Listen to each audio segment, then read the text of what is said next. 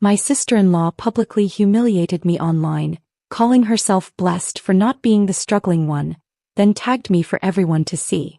My daughter faced the mockery at school while I swallowed the shame in silence. I didn't respond. But days later, one unexpected email exposed how fragile her power really was. I found out the same way 300 other people did, through a public Facebook post I never asked to be part of.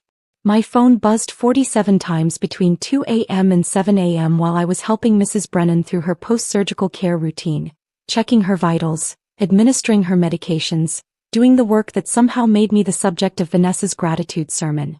When I finally looked at the screen in my car, exhausted, hands dry and cracked from constant sanitizing, my 2009 Honda Civic idling in the pre-dawn cold, I saw her first. Dr. Vanessa Chan Patterson in all her curated glory, photographed like a magazine spread, sitting at a marble desk that probably cost more than I made in 3 months. Grateful this morning for the life we've built through education, discipline, and smart choices. Some people make excuses. Some people make moves. The words were bad enough. But then I scrolled down and saw what she'd tagged me in. A photo of my apartment complex with a caption that felt like a public execution. So thankful I'm not still living like this. At Claire Patterson, praying you find the motivation to change your situation. My vision blurred. Not from tears, I was too shocked for tears yet. From the pure disorientation of seeing my private life turned into someone else's inspiration porn. The comments had already started. People I'd never met weighing in on my choices, my life, my worth. So true. It's all about mindset, wrote someone named Jennifer with a profile picture of her dog. Another comment, this one from someone who'd apparently gone to medical school with Vanessa. You've always been such an inspiration, V. Some people just don't want to put in the work. But the one that made my chest tighten was from someone who knew exactly who I was. Isn't that Michael Patterson's widow? So sad she couldn't keep it together after he passed. For years. Michael had been gone for 4 years, and someone thought it appropriate to measure my grief against Vanessa's marble desk and floor-to-ceiling windows. I sat there in my car, the engine running to keep some warmth circulating, watching the number tick up. 319 likes now, 48 comments. Each notification felt like another person walking past my life, glancing in, making a judgment and moving on. The clock on my dashboard read 6:52 a.m. I had another patient to see at 8 o'clock, which meant I had just enough time to go home, shower, change into clean scrubs and maybe, close my eyes for 20 minutes. But first I had to figure out how to tell Emma that her aunt had just made us both targets. My daughter. Got Emma. I thought about her waking up in our apartment, probably already dressed in her Riverside prep uniform, the one we'd bought from the thrift store run by the school's parent association, gently used but perfectly acceptable. She'd be making herself toast because I wasn't there to make her breakfast, packing her lunch because we both knew the cafeteria food cost more than we could justify spending. She'd check her phone while she ate, scrolling through the group chats and social media feeds that connected her to classmates who lived in houses with 3-car garages and took spring break trips to Aruba. And she'd see this. Or worse, someone would show it to her. I pressed my palms against my eyes, trying to think clearly through the exhaustion. Should I call her? Text her? Warning her felt necessary, but what would I even say? Honey, your Aunt Vanessa just told the internet I'm a failure, so prepare yourself for school today? My phone buzzed again. Another notification. Another stranger with an opinion about my life. I turned it off completely, shifted my car into drive and headed home. Emma was already gone by the time I got back to the apartment. I knew she'd left early, she always did on debate team mornings, catching a ride with her teammate Sophie's mom rather than taking the bus. The note on the kitchen counter confirmed it. Morning practice. Home by 4. Love you, Mom. The handwriting was careful, precise. Emma's handwriting had always been like that, even when she was small. Controlled. Measured. She'd learned early to take up exactly the right amount of space. Never too much, never asking for more than what was absolutely necessary. I stood in our small kitchen, still wearing my scrubs from the night shift, and looked around the apartment Vanessa had photographed. 2 bedrooms, 1 bathroom, a living room barely big enough for our second-hand couch and the bookshelf Michael had built the year before he died.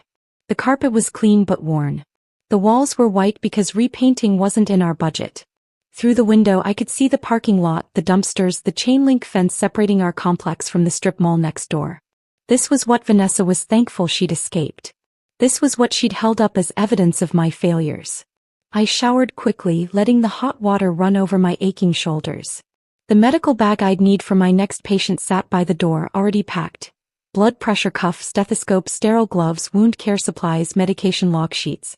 Everything I needed to walk into someone's home and provide the kind of care that kept them alive, kept them comfortable, kept them connected to their humanity when their bodies were failing them.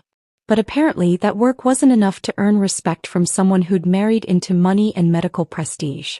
I dressed in fresh scrubs, navy blue today, the pair without any stains or fraying at the cuffs. Pulled my hair back into the same ponytail I wore every day. Checked my phone, which I'd turned back on, and found 17 new notifications.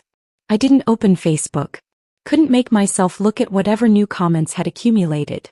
Instead, I texted Emma. Hope practice went well. I'm thinking about you. Love you so much. She didn't respond immediately. She was probably in class by now, phone tucked away, trying to focus on chemistry or English literature while carrying the weight of whatever she'd already seen, already heard. I wanted to call Robert.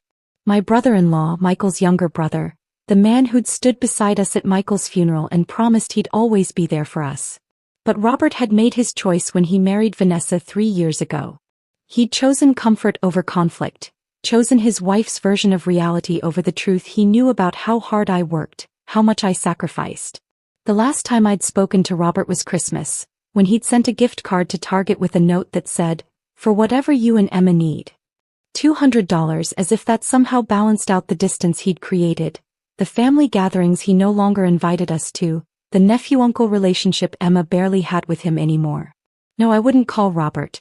He'd already shown me where his loyalties lived. I grabbed my keys, my medical bag, and headed back out into the cold February morning. I didn't know what happened at Riverside Prep until much later. Emma didn't tell me, not that day, not that week. She protected me the way she'd been protecting me since Michael died, swallowing her pain so I wouldn't have to carry it alongside my own. But eventually, I pieced it together from the small details that slipped through her careful defenses. Madison Whitmore showed her the post during lunch period. Emma had been sitting at her usual table near the windows, eating the sandwich she'd packed that morning, reviewing note cards for an upcoming debate tournament. Madison approached with her phone already out, screen tilted so the girls around her could see. "Is this your apartment, Emma?" Madison's voice carried that particular tone wealthy teenage girls master early, curiosity wrapped around cruelty, questions designed to humiliate rather than inform. "My mom says your family is on scholarship. Is that why your mom is like a maid?" Emma told me later, weeks later when she finally broke down, that she'd stared at the phone screen showing Vanessa's post, showing our apartment building, showing the caption that reduced my career to a punchline. She'd felt the eyes of everyone at the table turning toward her, waiting to see how she'd respond. She'd said nothing. Just packed up her lunch, gathered her note cards, and walked to the library where she spent the rest of the period pretending to study while the words echoed in her head. "So thankful I'm not still living like this." By the end of the school day, someone had made a meme using Vanessa's photo and caption, adding their own commentary. It circulated through the sophomore class group chat. Emma's debate partner, a girl named Ashley who'd been her friend since freshman year, sent a text asking if she could switch partners for the upcoming tournament. "Family emergency, very sorry, nothing personal." Emma's chemistry lab group forgot to add her to their project group chat. The following day when she asked about it, they said they'd tried but maybe her number had changed. The lie was transparent, but no one bothered to make it convincing. She came home that first day with red, swollen eyes, but when I asked what was wrong she said she was just tired. Fighting off a cold maybe. Needed to sleep. I believed her because I wanted to. Because acknowledging the truth meant acknowledging that I couldn't protect her from this, couldn't fix it, couldn't make it better. We ate dinner in our small kitchen. Spaghetti with Jared's sauce, salad from a bag, garlic bread I'd made from the ends of a loaf going stale. We talked about her classes, about whether she needed new debate shoes, about anything except the post that had detonated in both our lives. After dinner, Emma went to her room to study. I heard her door click shut, heard the lock turn, something she never usually did. I stood outside for a moment, wanting to knock, wanting to force the conversation we both needed. But I was too ashamed. Too raw.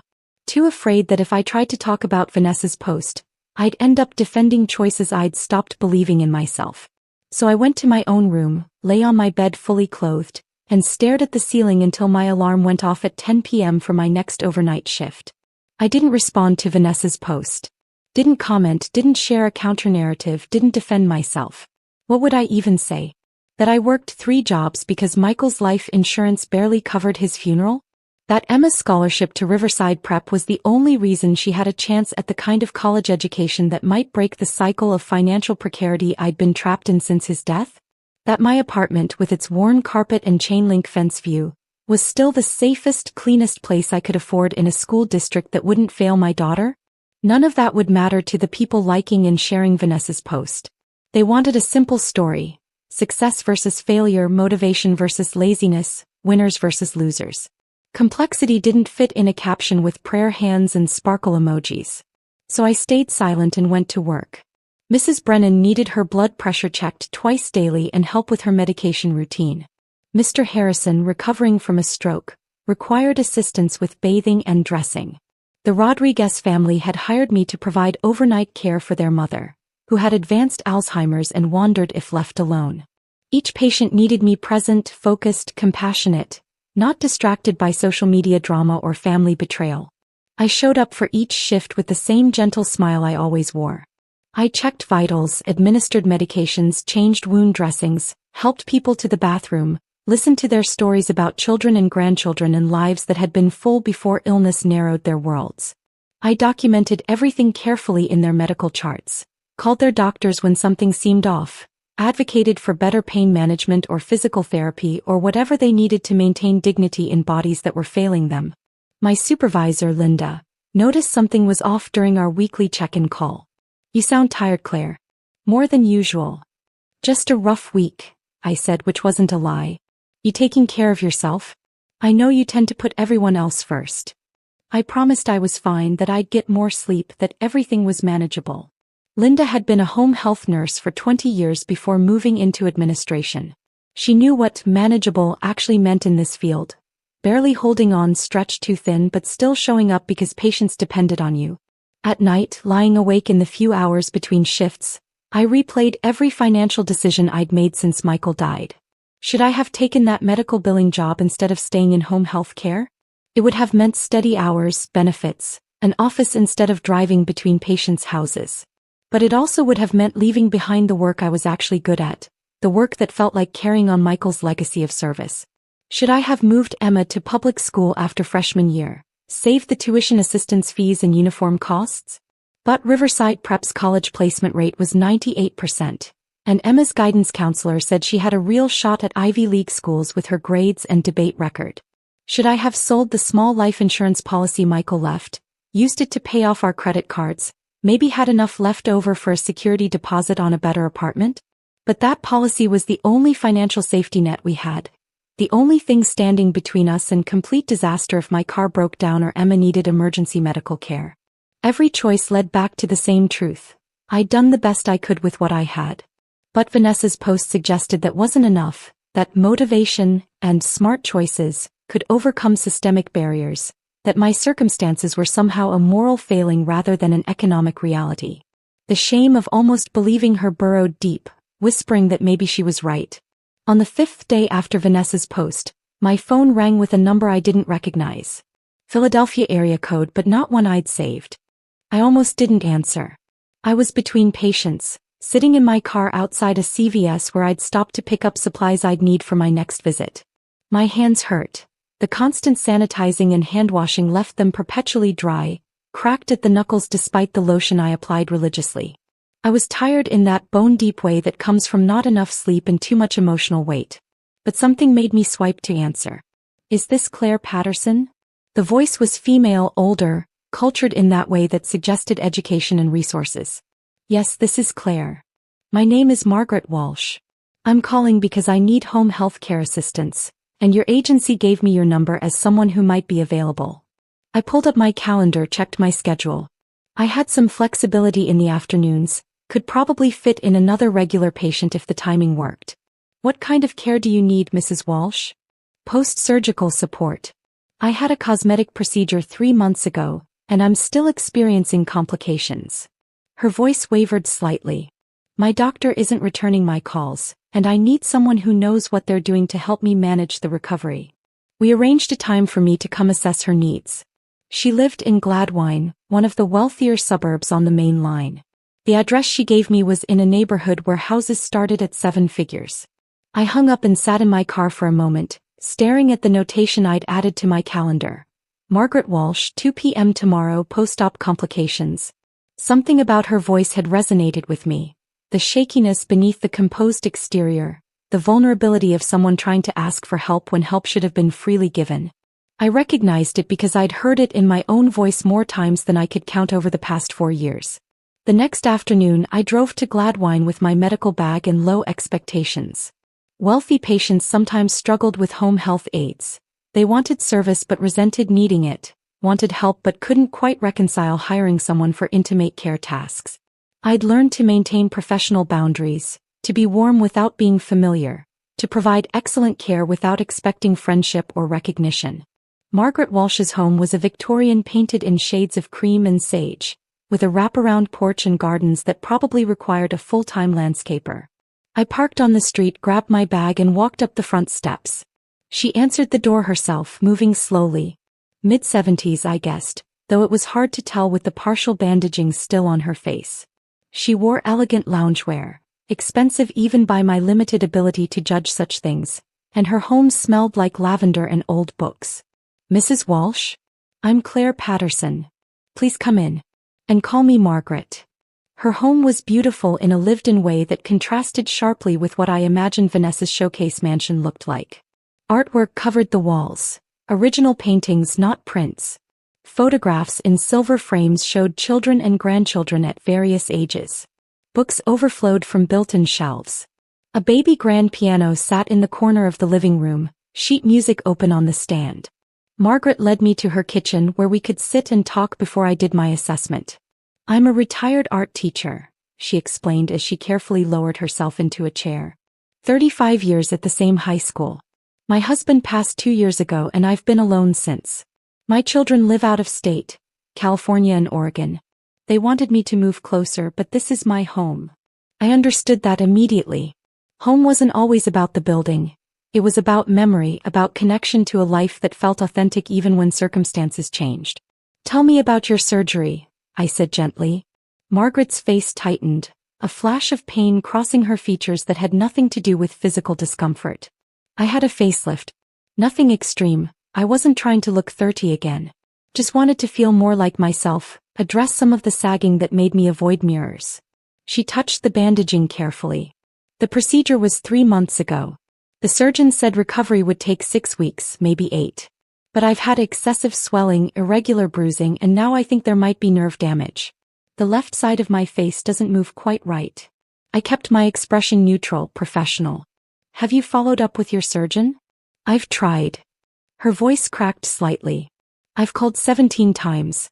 Left messages with her office staff, sent emails, even tried showing up at the practice once.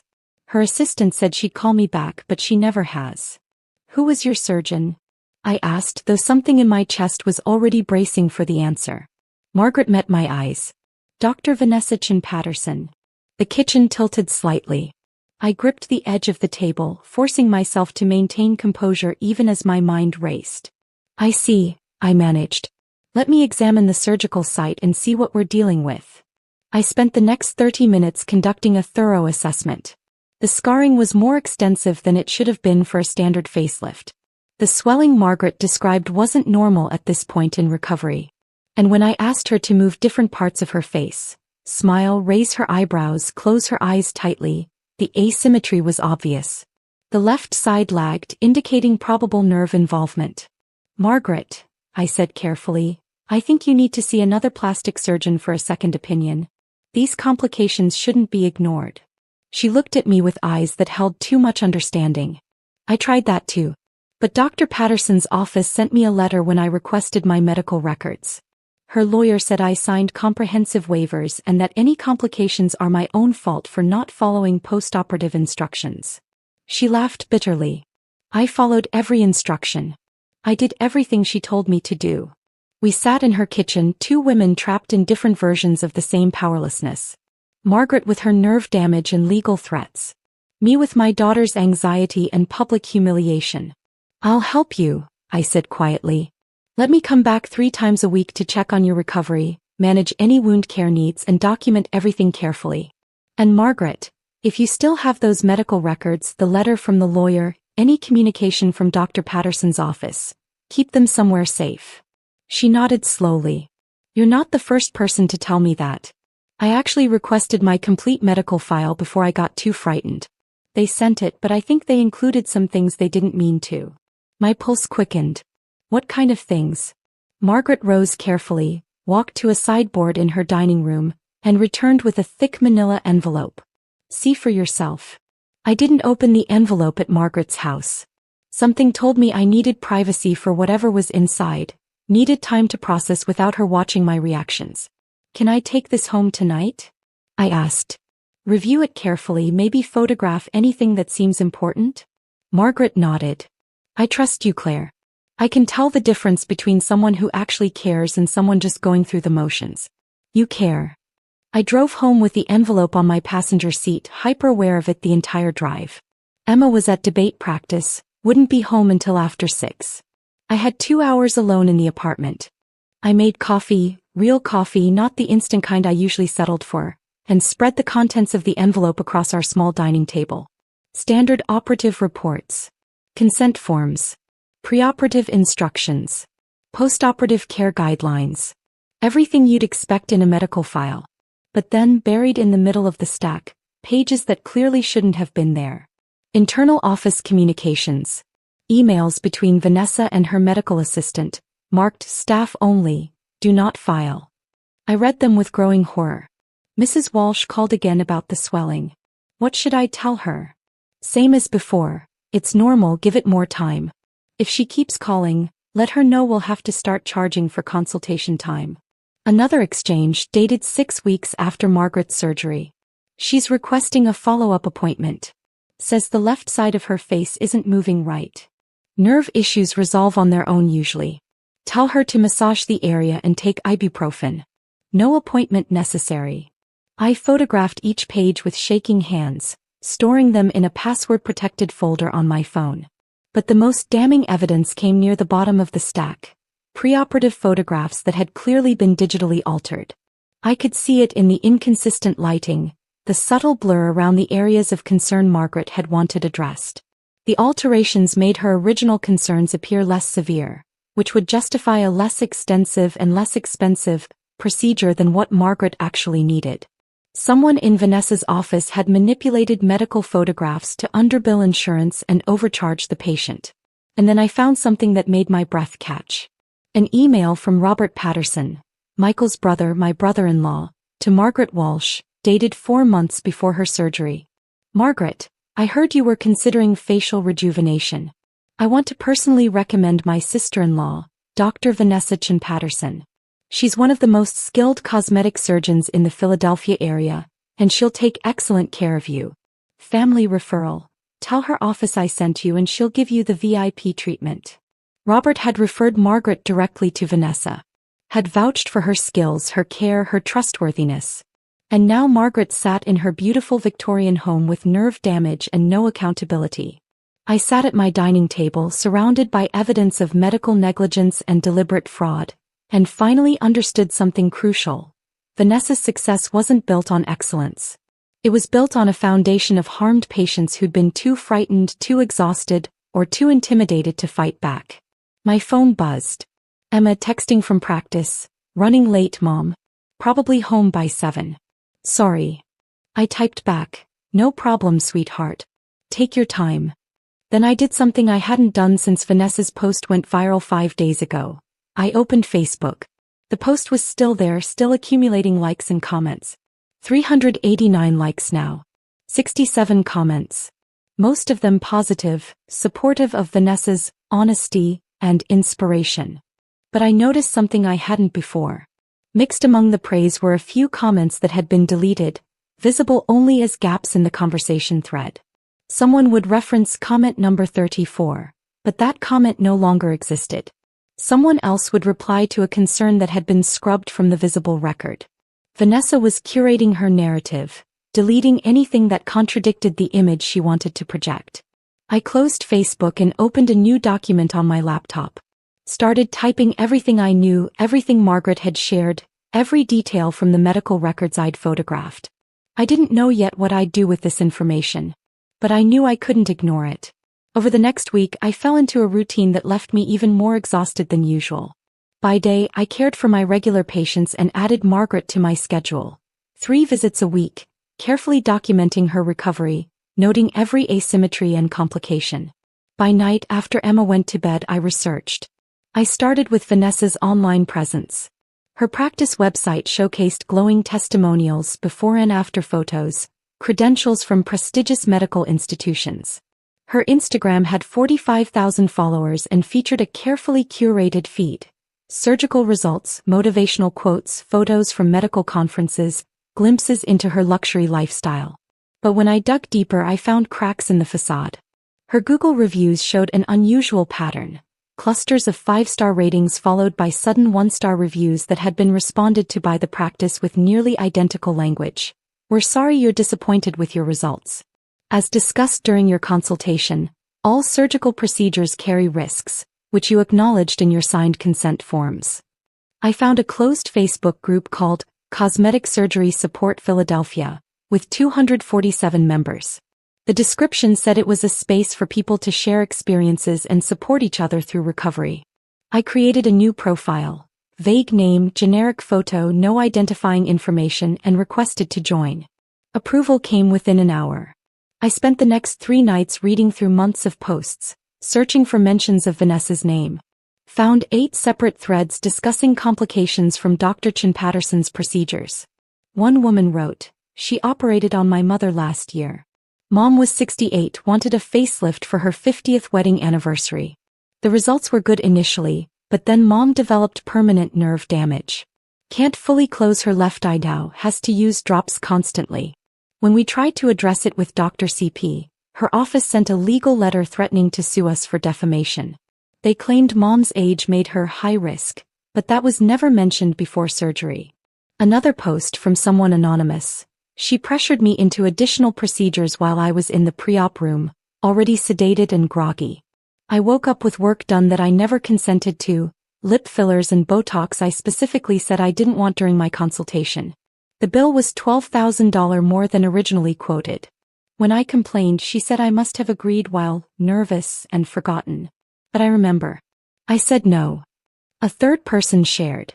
"The before photos she took during my consultation didn't match the ones in my medical file. I requested copies and noticed the lighting was different. My features looked more exaggerated in the official photos than what she showed me in her office. I think she manipulates images to make your before state look worse, so the after looks more impressive." I created a document carefully cataloging each case I found.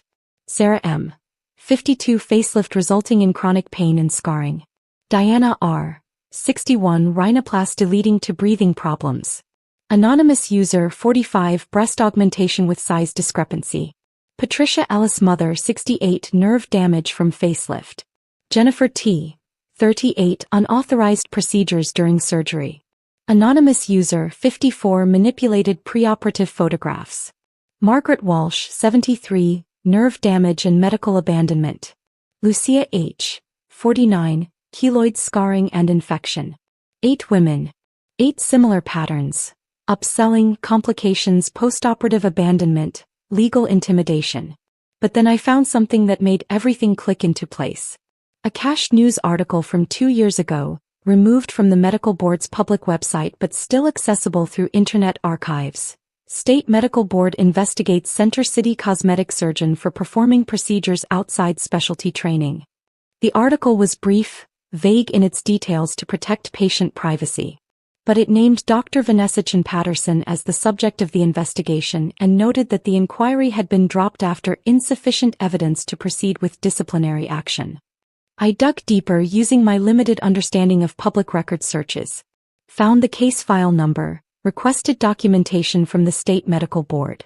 While I waited for their response, I called the law office listed on Margaret's cease and desist letter. The receptionist answered, "Morrison and Associates, how may I direct your call?" I'm calling about a legal letter your firm sent on behalf of Dr. Vanessa Chan Patterson, I said, keeping my voice professional. Can you tell me if you've sent similar letters to other patients of Dr. Patterson's? Long pause. I'm sorry, I can't discuss client matters. If you have a legal concern, you'll need to speak with an attorney about representation. I understand. Thank you. But the pause had told me what I needed to know.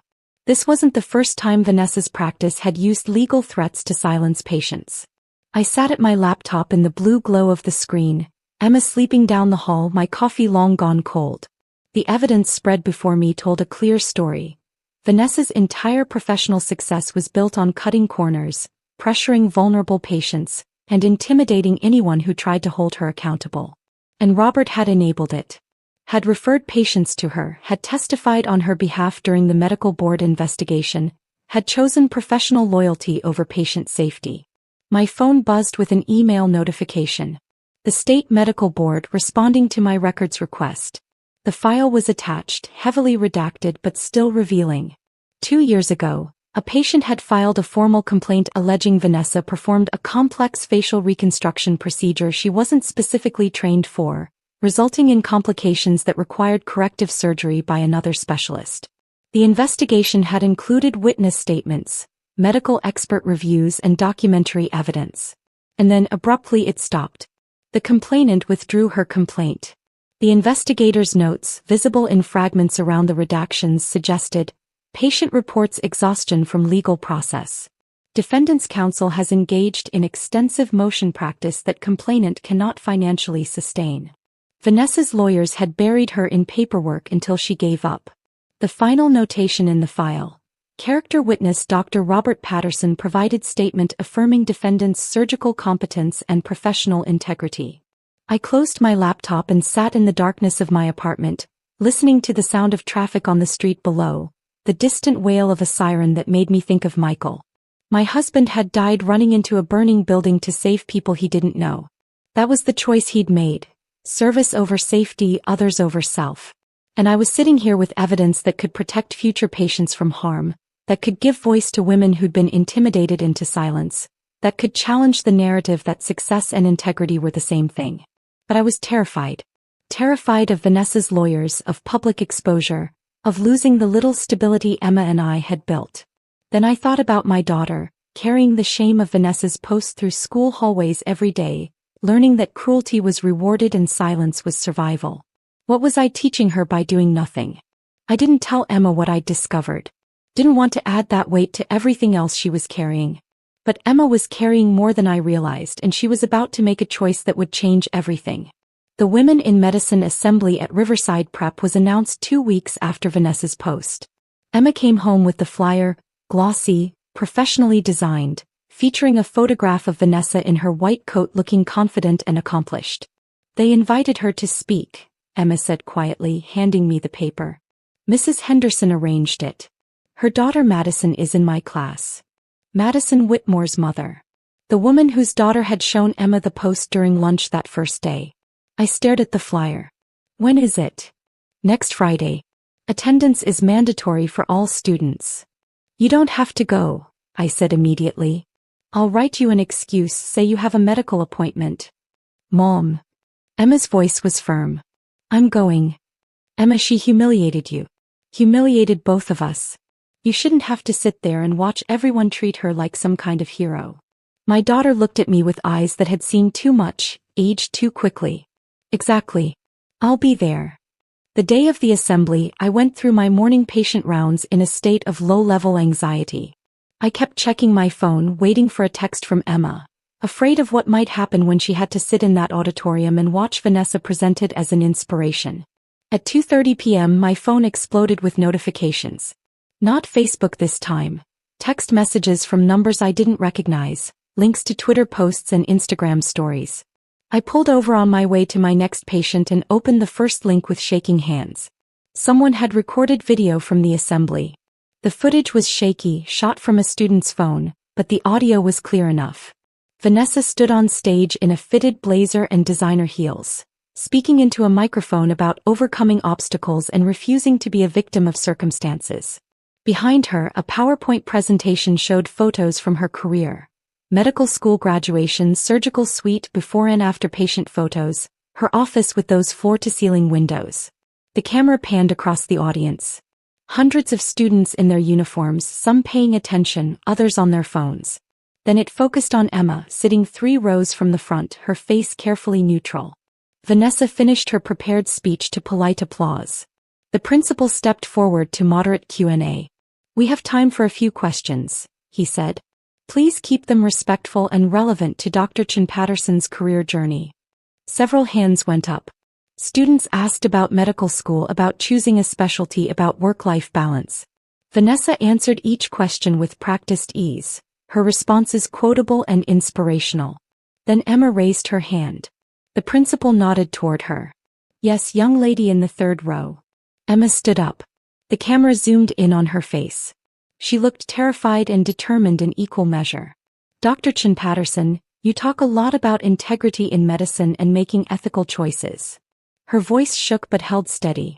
"What do you say to patients who experience complications from your procedures and can't get you to return their calls?" The auditorium went silent. Vanessa's smile froze on her face, becoming something rigid and unnatural. "That's an inappropriate and hypothetical question from someone who clearly doesn't understand medical practice." "It's not hypothetical," Emma continued. The camera showed students turning in their seats, pulling out their phones. "My mother is a CNA who cares for one of your patients, a 73-year-old woman suffering from complications you won't address. My mom sees real patient care every day. She works 3 jobs to support us after my dad died serving this community as a firefighter. You posted about her online 2 weeks ago, calling her life a failure, tagging her apartment for everyone to see. But my mom shows up for people when they're most vulnerable. She doesn't abandon them when things get difficult." A teacher moved toward Emma, trying to intervene. "But my daughter wasn't finished. You talk about choices, about discipline and smart decisions. My mom chose to help people even when it doesn't pay well, even when people like you look down on her for it. She chose integrity over image. What choice are you making when you ignore suffering you caused? When you use lawyers to silence patients instead of actually addressing their complications?" Vanessa's face had gone white. She opened her mouth, closed it, looked toward the principal as if expecting him to rescue her. This is inappropriate. I will not be subjected to baseless accusations by a student who—" "It's not baseless," Emma said. "I can name the patient. I can provide documentation. My question is simple. Do you believe in the medical oath you took, or just the lifestyle it provides?" Vanessa grabbed her belongings and walked off the stage. The auditorium erupted, some students gasping, others immediately recording and posting. The principal called for order, but the damage was done. The video ended. I sat in my car, hands covering my mouth, tears streaming down my face. My daughter, my careful, measured, anxious daughter, had just publicly confronted the woman who'd humiliated us both. Had stood up in front of her entire school and spoken truth to power, knowing the consequences she'd face. I called her immediately. She didn't answer. I texted, "Emma, I love you so much. Are you okay? Please tell me you're okay." 3 dots appeared, disappeared, appeared again. Finally, "I'm fine, Mom." In the principal's office. "They're calling you." The school called 10 minutes later. I listened to the principal explain that Emma had been disrespectful and made serious allegations, and would face disciplinary action. Suspension, possibly, pending a review of the incident. "She told the truth," I said quietly. "Everything she said was factual. If Dr. Chen Patterson wants to deny it, she can. But my daughter has a right to speak. Mrs. Patterson, I understand emotions are high, but..." She watched your school invite the woman who publicly humiliated her family to be honored as a role model. She sat through a speech about integrity from someone who abandons her patients. And when given a chance to ask a question, she asked a legitimate one. If that's grounds for punishment, then your priorities are very clear. I hung up before he could respond. By the time I picked Emma up from school, the video had spread beyond Riverside Prep. Local Philadelphia Twitter accounts had shared it. Parent forums were debating it. Someone had sent it to a local news station. Emma got in the car silently. I pulled out of the parking lot, drove 2 blocks and then pulled over. "Are you in trouble?" I asked. "Probably." They're reviewing the incident.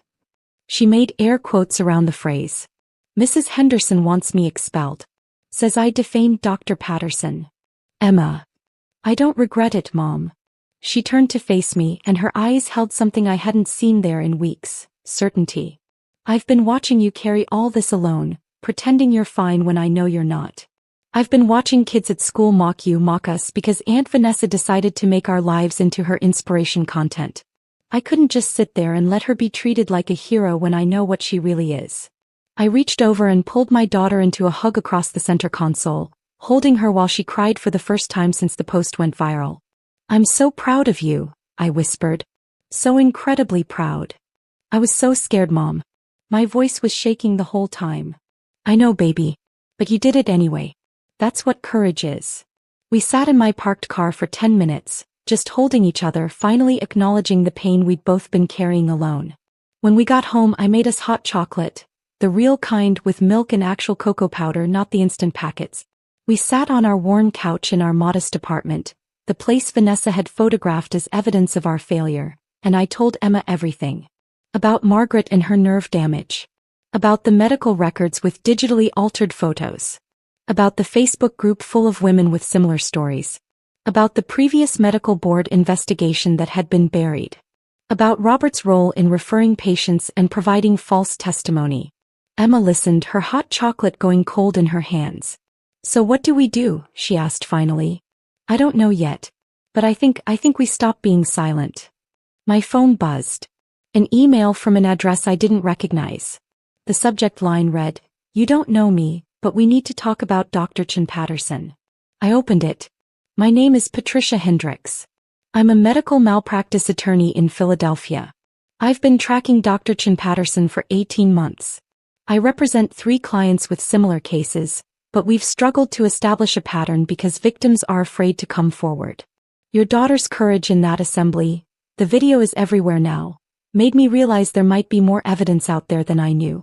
If you have any information about other patients, about documentation, about anything that could help these cases be heard, I'd like to speak with you. No obligations, no pressure. But these cases deserve justice. These women deserve to be believed. Please consider contacting me. She left a phone number and an office address. I showed Emma the email. She read it twice, then looked at me. Mom, you have to call her. It's not that simple. Vanessa has expensive lawyers. Robert could lose his medical license if his involvement comes out. There could be retaliation. There's already retaliation, Emma interrupted. She already posted about us publicly. She already made my life hell at school. What more can she do? I thought about Margaret crying in her kitchen, believing the complications were somehow her fault. I thought about the 8 women in the Facebook group, carrying shame that didn't belong to them. I thought about Michael, who'd never hesitated when someone needed help, who'd run toward danger because that was what service meant. I picked up my phone and dialed Patricia Hendricks' number. She answered on the second ring. This is Patricia. Ms. Hendricks, my name is Claire Patterson. I got your email about Dr. Chen Patterson. And I think I have information you need to see. Patricia Hendricks met me at a coffee shop in Center City the next morning. She was in her early 50s, silver hair cut short, wearing a suit that suggested success but not ostentation. We sat in a back corner where our conversation wouldn't be overheard. I'd brought copies of everything. Margaret's medical records with the altered photos, the internal office communications I'd photographed, the documentation from the medical board investigation, my own catalog of the 8 cases I'd found in the support group. Patricia spread the papers across the table, reading carefully, occasionally making notes on a legal pad. Her expression remained neutral, professional, but I saw her jaw tighten when she reached the emails showing Vanessa's deliberate avoidance of Margaret's calls. This is substantial, she said finally. More than substantial. This is evidence of systematic negligence and potential fraud. The altered photographs alone could support criminal charges, not just civil suits. I care for Margaret Walsh 3 times a week, I explained. She trusted me with these records because she didn't know what else to do. The cease and desist letter from Vanessa's lawyers terrified her. She's 73, widowed, living alone. She doesn't have the resources or energy to fight. She won't have to fight alone, Patricia said. I already represent 3 other patients with similar stories: complications, abandonment, legal intimidation. With Margaret's documentation and your research connecting more victims, we have a pattern. The medical board will have to reopen its investigation. And this time they won't be able to ignore it. My brother-in-law is implicated, I said quietly. Robert Patterson. He referred Margaret to Vanessa, testified on Vanessa's behalf during the first investigation. He's an orthopedic surgeon, respected in the medical community. This could destroy his career. Patricia met my eyes. Your brother-in-law chose to vouch for a surgeon he should have known was cutting corners. He chose to testify falsely to protect her when patients were being harmed. Those were his choices, Mrs. Patterson. Not yours. I nodded slowly. I know. It's just he's my late husband's brother. The only family connection Emma has to her father's side. And Dr. Chin Patterson is your sister-in-law, correct? She posted about you publicly, exposed your financial situation, led to your daughter being bullied at school. Yes. Patricia leaned forward. Family loyalty is important. But not when it enables harm. Not when it protects people who abuse power and hurt vulnerable patients. You're not betraying your family by speaking truth. You're protecting people who can't protect themselves. Over the next week, Patricia moved quickly. She contacted Margaret, explained the strength of the case, offered to represent her pro bono as part of a larger pattern of practice lawsuit. Margaret agreed immediately, relief evident in every word. Patricia reached out to the 3 patients she already represented, shared the new evidence, built connections between cases. She contacted women from the Facebook support group, offered consultations, collected documentation. Within 10 days she had 7 patients willing to come forward publicly. 7 women with stories of complications, abandonment, and intimidation. 7 sets of medical records showing similar patterns of negligence. She filed complaints with the Pennsylvania State Medical Board, this time with comprehensive documentation that couldn't be ignored or buried. She notified the State Insurance Commission about the fraudulent billing practices suggested by the altered photographs. She contacted the district attorney's office about potential criminal charges related to medical fraud. And she did one more thing. She called local investigative journalists, suggested they might want to look into patterns of patient harm at a prominent cosmetic surgery practice. Channel 6 News ran the first story 3 weeks after Emma's assembly speech. The reporter stood outside Vanessa's Center City practice, reading from a teleprompter. An investigation by this station has uncovered allegations of medical negligence and patient abandonment against Dr. Vanessa Chin Patterson, a cosmetic surgeon whose practice has been the subject of multiple complaints. We've spoken with 7 patients who describe similar experiences: complications following surgery, inability to reach Dr. Patterson for follow-up care, and legal threats when they attempted to seek accountability. The story included interviews with 3 of Patricia's clients, their faces pixelated for privacy, their voices altered. But their words were clear and powerful. She pressured me into procedures I didn't want, then abandoned me when complications developed. The person in the before photos she showed me doesn't match the person in my medical file. I think she manipulated the images to make my concerns look worse than they were. When I tried to file a complaint, her lawyer sent a letter threatening to sue me. I'm a retired teacher living on a fixed income. I couldn't afford to fight. The news story went viral. By that evening, Vanessa's Instagram had been flooded with comments demanding accountability. Her practice's phone lines were jammed with reporters requesting statements. The state medical board issued a press release announcing a formal investigation. I watched the coverage from my apartment, Emma beside me on the couch, both of us processing the magnitude of what had been set in motion. Do you think she'll actually face consequences? Emma asked quietly. I think she'll have to answer questions she's been avoiding for a long time, I said. Whether that translates to real consequences, suspension, license revocation, criminal charges, I don't know. But at least the women she hurt are finally being heard. My phone rang. Robert's name on the screen. I hadn't spoken to him since Vanessa's original post. Part of me wanted to ignore the call, let him face the consequences of his choices without explanation or comfort from me. But I answered. Claire. His voice sounded destroyed. I just saw the news. Did I provide evidence of Vanessa's negligence to a malpractice attorney? Yes, I did. Silence on the other end. Then, you've destroyed my career. The medical board is reviewing my testimony from the previous investigation. They're questioning every referral I made to her practice. My own malpractice insurance is being audited. You destroyed your own career when you lied to protect her, I said, keeping my voice steady. When you referred patients to a surgeon you knew was cutting corners. When you chose loyalty to Vanessa over responsibility to patients. She's my wife, Claire. What was I supposed to do? Be the kind of doctor Michael would have trusted, I said quietly. Be the kind of man your brother actually was. But you chose differently. And now you're facing the natural consequences of those choices. Another long silence. I'm sorry. About the post, about abandoning you after Michael died, about all of it. I know that doesn't fix anything, but I am sorry. I know you are. But sorry doesn't help Margaret Walsh with her nerve damage. It doesn't help the other patients Vanessa harmed. And it doesn't change the fact that you enabled her for years. What do you want from me, Claire? I thought about that. What did I want from Robert? Punishment felt hollow. Revenge felt empty. What I actually wanted was for him to become someone different. Someone who prioritized integrity over comfort, patience over prestige. I want you to cooperate fully with the medical board investigation, I said finally. Provide honest testimony about what you knew and when you knew it. Help build the case against Vanessa if it means protecting future patients.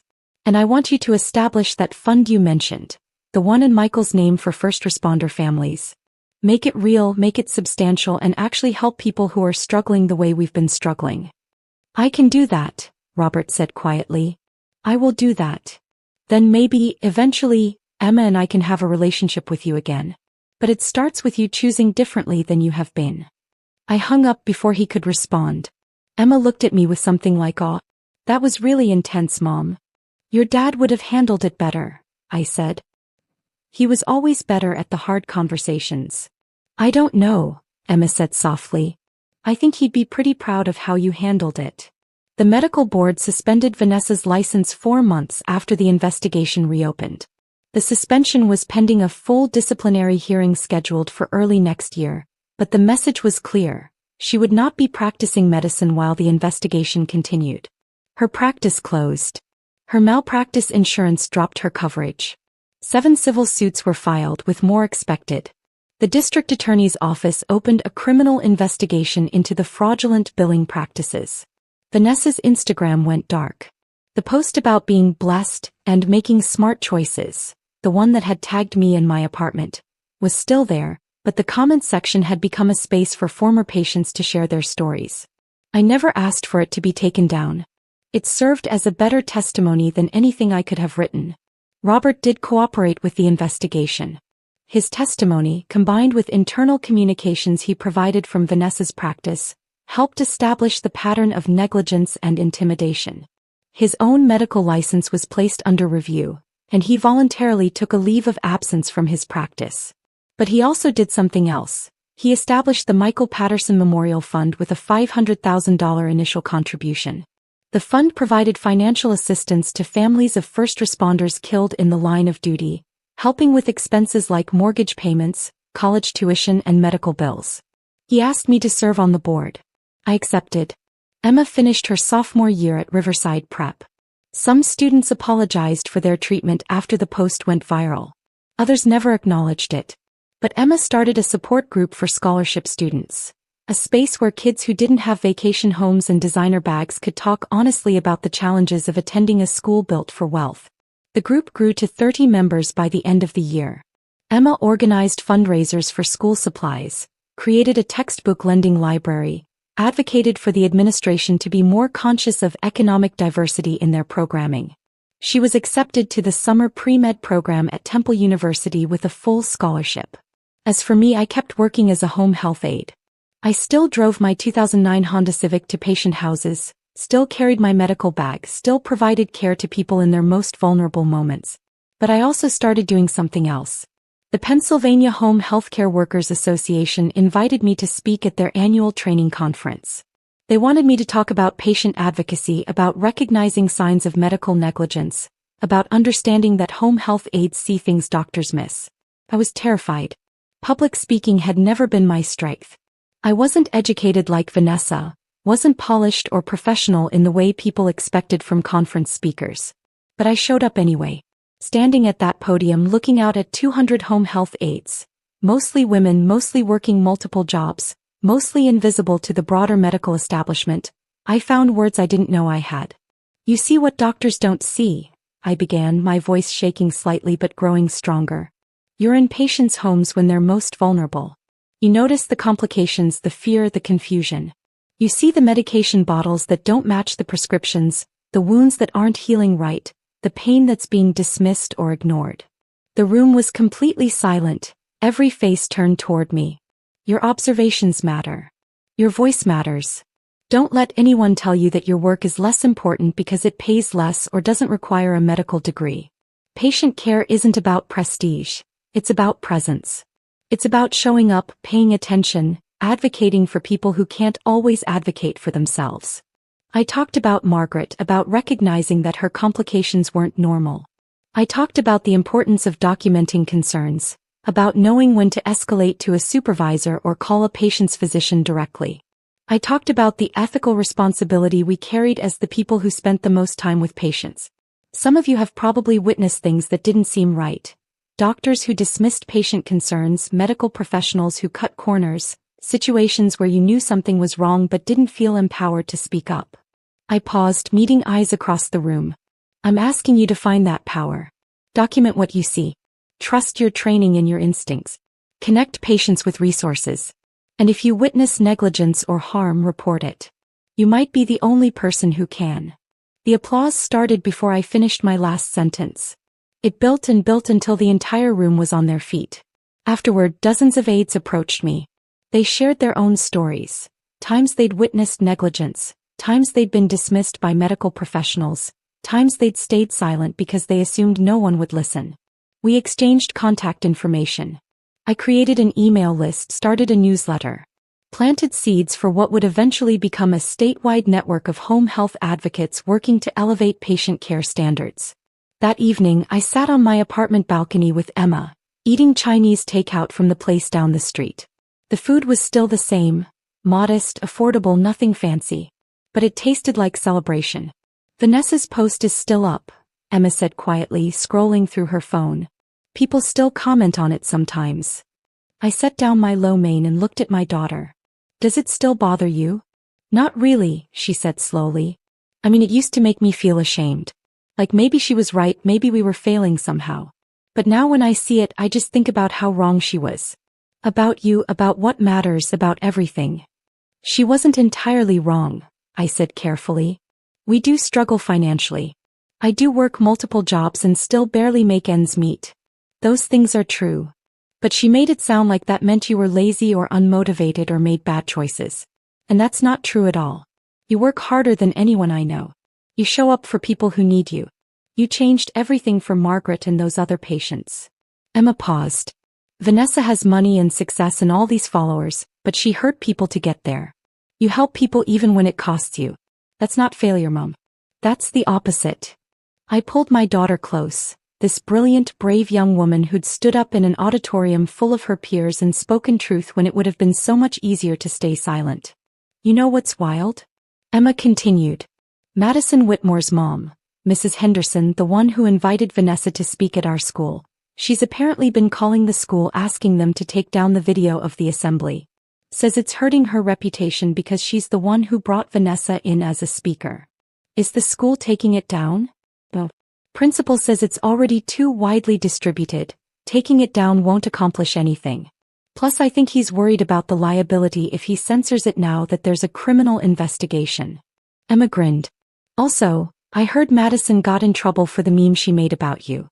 Her parents got called in for a meeting about cyberbullying. I don't want Madison punished, I said automatically. She's a kid who made a mistake. Mom, she made a meme mocking your financial situation and circulated it to the entire sophomore class. That's not just a mistake, that's deliberately cruel. She can handle some consequences. I suppose that was fair. We finished our dinner as the sun set over Philadelphia, painting the sky in shades of orange and purple. From our balcony we couldn't see much. The parking lot, the neighboring buildings, the busy street below. Not the mainline mansions or the landscaped gardens or the marble desks with floor-to-ceiling windows. But we could see each other. We could see the life we'd built from the wreckage of losing Michael. Modest and difficult and precarious, but also real and honest and ours. Mom. Emma said quietly. Thank you for not giving up. I know it was scary going to that lawyer providing all that evidence. But you did it anyway. You went first, I reminded her. You stood up in that assembly when you had every reason to stay silent. You showed me what courage looked like. I learned it from you, Emma said simply. You've been showing me what courage looks like every single day since Dad died. I still think about Vanessa's post sometimes. About those words, so thankful I'm not still living like this. She was thankful she wasn't me. Wasn't living in a modest apartment, wasn't working multiple jobs, wasn't struggling to make ends meet while raising a daughter alone. And I understand that gratitude now in a way I couldn't when I first saw the post. She was grateful because on some level she knew how fragile her empire was. Knew that her success was built on foundations that couldn't bear scrutiny, manipulated photographs, abandoned patients, legal intimidation, and the complicity of people too afraid or comfortable to challenge her. She needed to position herself above me, needed to make my struggle into her triumph. Because without that comparison she'd have to confront the hollowness of what she'd actually built. I don't have marble desks or floor-to-ceiling windows. I don't have 45,000 Instagram followers or a curated feed of success. I have cracked hands from constant sanitizing, a car with 200,000 miles on it now, an apartment that will never appear in architectural magazines. But I also have patients who trust me with their most vulnerable moments. I have a daughter who learned to speak up when silence felt safer. I have a network of home health workers who found their voices because I found mine first. I have the knowledge that when Margaret Walsh needed someone to see her suffering and believe her, I showed up. And I have the memory of Michael, not as someone I failed by not maintaining the life we had when he was alive, but as someone who'd be proud of the life I chose to build after he was gone. A life of service over prestige, integrity over image, presence over performance. Vanessa's post is still there on Facebook, a permanent record of her cruelty and my supposed failure. But every time someone finds it now, they also find the comments telling a different story. The story of patients speaking up, of investigations uncovering truth, of systems being challenged. They find evidence that power isn't about wealth or status or social media followers. It's about showing up with integrity when no one's watching, speaking up when silence feels safer, and recognizing that the most essential work is often done by the most overlooked people. That evening on the balcony with Emma, eating our Chinese food and watching the sun set over our imperfect, difficult, honest life, I thought about sending Vanessa a message. Not vindictive, not cruel, just true. I drafted it in my head. Thank you for the post. It hurt, but it also woke me up. Made me realize I'd been carrying shame that didn't belong to me. Made me see that silence was costing more than speaking up ever could. You tried to make my life into evidence of your success. Instead, you gave me the clarity to recognize my own strength. But I didn't send it. Vanessa would have to carry her own reckoning without my participation. Instead, I deleted Facebook from my phone entirely. Chose to stop measuring my life against other people's curated versions of reality. Emma got accepted to 3 more summer programs, all with scholarships, all in fields she was passionate about. She chose neuroscience research at Penn. Robert's Fund provided assistance to 12 first responder families in its first 6 months. He called occasionally, carefully rebuilding connection, respecting boundaries, showing up in small but consistent ways. Margaret's nerve damage improved slightly with physical therapy, though she'd never fully recover. But she smiled more, laughed more, started painting again, watercolors of the garden she could see from her kitchen window. The 7 patients in Patricia's lawsuit received settlements that covered their corrective surgeries and provided some compensation for their suffering. More importantly, they received validation, official acknowledgement that what they experienced wasn't their fault, that their concerns were legitimate, that they deserved better care. And I kept working. Kept showing up at patient houses with my medical bag and my dry, cracked hands and my gentle smile. Kept documenting vitals and administering medications and listening to stories. Kept advocating for people who couldn't always advocate for themselves. The work didn't change. But I changed. I stopped apologizing for my life. Stopped seeing my circumstances as evidence of failure. started understanding that showing up with integrity in an unjust system was its own form of success. Harder won and more valuable than any marble desk or floor-to-ceiling windows. Emma saw that shift in me and it shifted something in her too. She stopped shrinking in hallways, stopped apologizing for her scholarship status, started claiming space she'd always deserved. We were the same people in the same apartment facing the same struggles. But we were carrying it differently now, not as shame but as dignity. Not as evidence of our failures, but as testimony to our resilience. Vanessa's post tried to tell one story about my life. But the truth, the real, complicated, difficult, beautiful truth, was something she never understood and never could. My life wasn't a cautionary tale. It was a testament to survival, to service, to the quiet courage of showing up every day even when no one's watching, even when the work is hard and the recognition is scarce and the pay is barely enough. That's not failure. That's not something to escape or be thankful for avoiding. That's grace under pressure. That's integrity in action. That's the kind of life that actually matters when you strip away all the performance and pretense. And I wouldn't trade it, not for all the marble desks and Instagram followers in the world. If this story of quiet strength turning into powerful justice kept you hooked until the very end, smash that like button right now. My favorite part was when Emma stood up in that assembly and spoke truth to power, defending her mother in front of the entire school. What was your favorite moment? Drop it in the comments below. Don't miss more inspiring stories of everyday heroes finding their voice. Subscribe and hit that notification bell so you never miss an upload.